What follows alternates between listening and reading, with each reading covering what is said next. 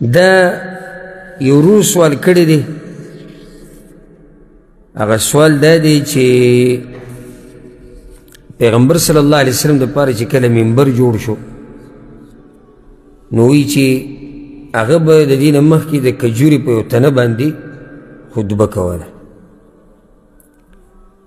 نو آیا دا قصه صحیح ده چې هغه بیا په ژړا شو پیغمبر صلی الله علیه وسلم د هغه خواله راغی؟ او بعض خلک دا وایي چې هغه د کجوري دا ویښ د کجوري د ونې دا ویښ او تنه دا بیا جنت ته تللی ده او هلته نهلی شوي ده او دا څنګه داسې چل شوی؟ الجواب، حدیث کې راځي په صحیح بخاري کې سبحان الله پیغمبر صلی الله علیه وسلم باره کې عبدالله بن عمر وایي چې پیغمبر صلی الله علیه وسلم به مخکې دا خطبه کوله په څه باندې؟ د کجوري په دغه تنه باندې ویښ باندې. وی کله چې منبر جوړ کړی شو پیغمبر صلی الله علیه وسلم هغه منبر ته واوړېد. فحن الجذع، نو دغه کجوري د تنه چې ده دا ویښ دا په ژړا شو. نو پیغمبر صلی الله علیه وسلم راغی فمسح یده علیه، لاسونه یې بله پاسه راښکولي چې غلی شي. هم صحیح بخاري کې دا روایت دی د جابر رضی الله عنه، پای کې دا دی چې صحابه کرام وی فسمعنا لذلك الجذع صوتا، دا بله واوره، یعنی جړه داسې نه و چې صرف پیغمبر پوه شوی دی بلکې صحابه کرام وی چې موږ جړه اورېدلې وه، ښه صحیح جړه یې اورېدلې وه. او دا د پیغمبر صلی الله علیه وسلم معجزه ده.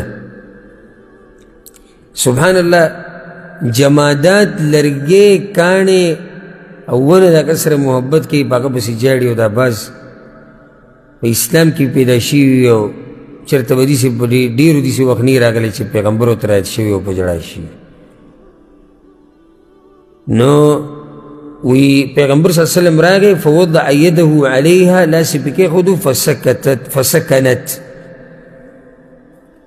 نو هغه تنه د کجوري هغه څه شوه؟ هغه په ارام شوه، غلی شو.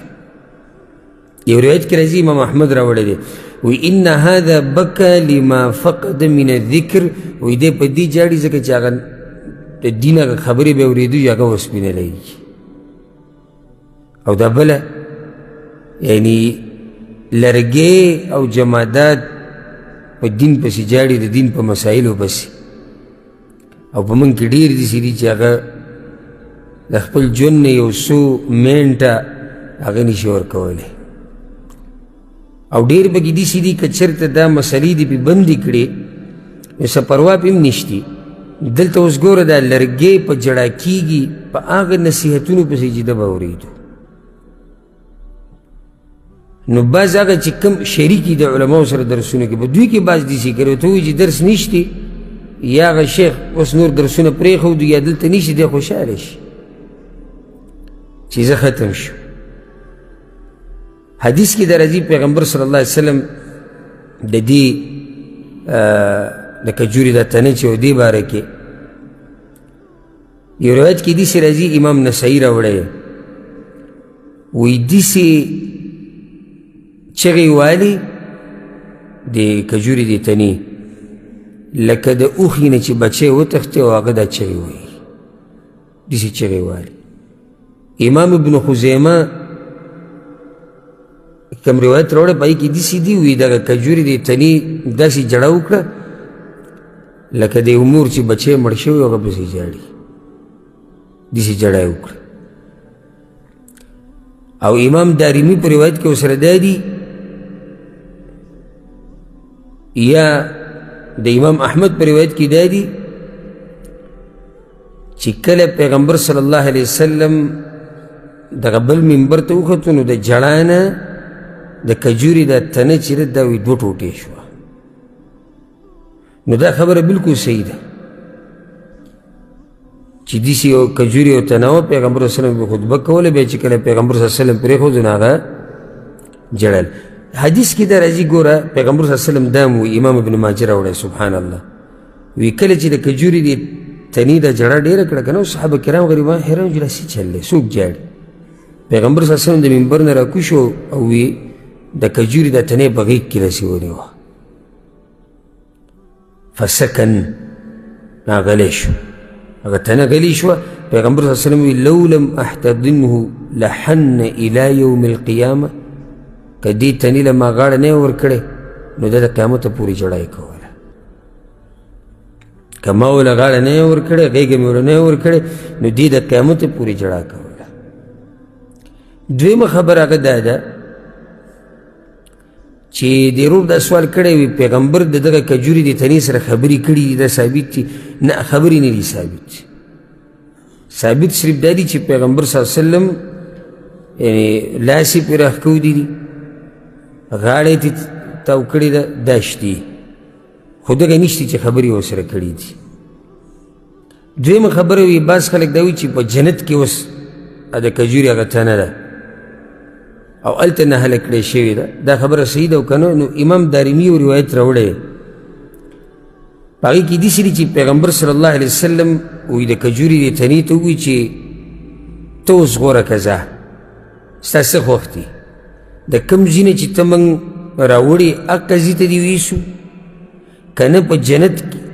جنت غواړې نو د جنت د اوبو نه به اوبه وڅکې ښایسته به ستا بوټي ونه به میوه به او خلک به میوه خوري او نیکان خلک اولیاء الله به ستا دا میوه خوري ستا څه خوښ دي نو هغه د کجوري هغه تنې ورته وایي چې زما جنت خوښ دي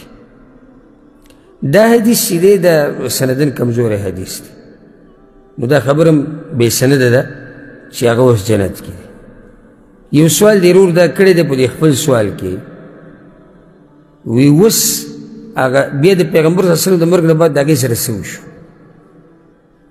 یعنې د کجوري هغه تنه هغه چېرته لاړ هغې سره څه وشو بیا دې باره کې دوه خبرې مشهورې دي